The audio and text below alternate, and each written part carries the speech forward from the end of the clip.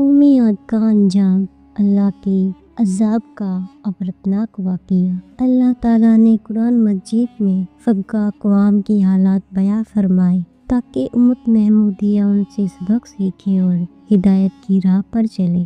انہی میں ایک قوم تھی، قوم عاد، جو طاقت، دولت اور شان شوکت میں بے مثال تھی۔ لیکن جب اس قوم نے اللہ کے پیغام کو جھٹلایا، اس کے نبی حضرت ہود علیہ السلام کا مذاق اڑایا اور زمین میں تکبر کیا، تو اللہ کا عذاب ان پر نازل ہوا۔ ایسا عذاب کہ آج بھی اس کا تصور کر کے انسان کا دل کانپ اٹھتا ہے۔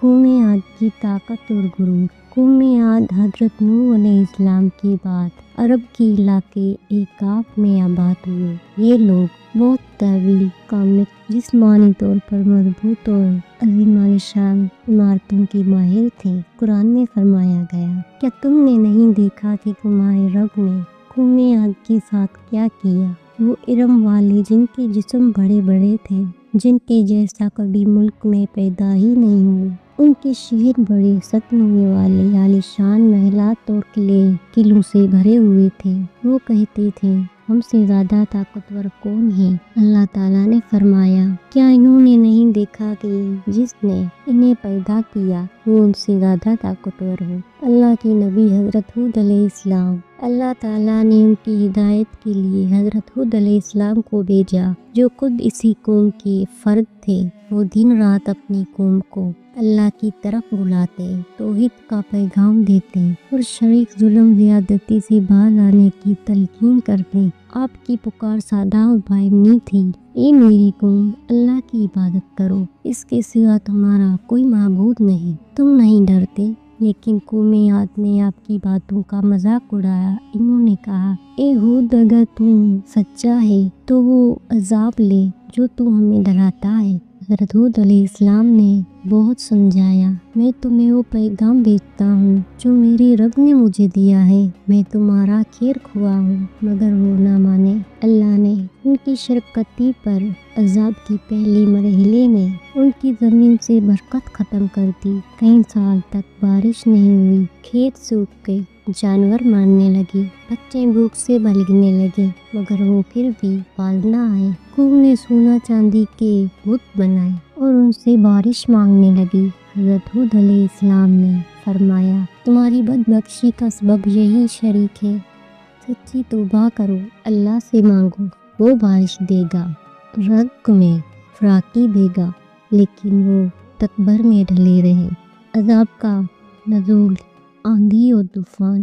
ایک دن انہوں نے آسمان پر بڑی سیاہ گھٹا دیکھی، خوشی سے چیخ اٹھے، یہی وہ بادل ہے جو ہمیں بارش دے گا۔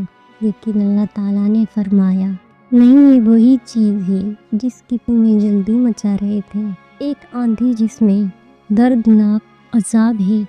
پھر وہ آندھی 7 راتیں اور 8 دن تک مسلسل چلتی رہی، خوفناک آندھی جو پہاڑ جیسے لوگوں کو اٹھا کر زمین پر پٹکتی تھی۔ اس نے انہیں اٹھا لیا جیسے کھجور کے تینے گرے جاتے ہیں۔ زمین پر ایک بھی شخص زندہ نہ بچا، نہ عورت، نہ مرد، نہ بچہ، نہ بزرگ۔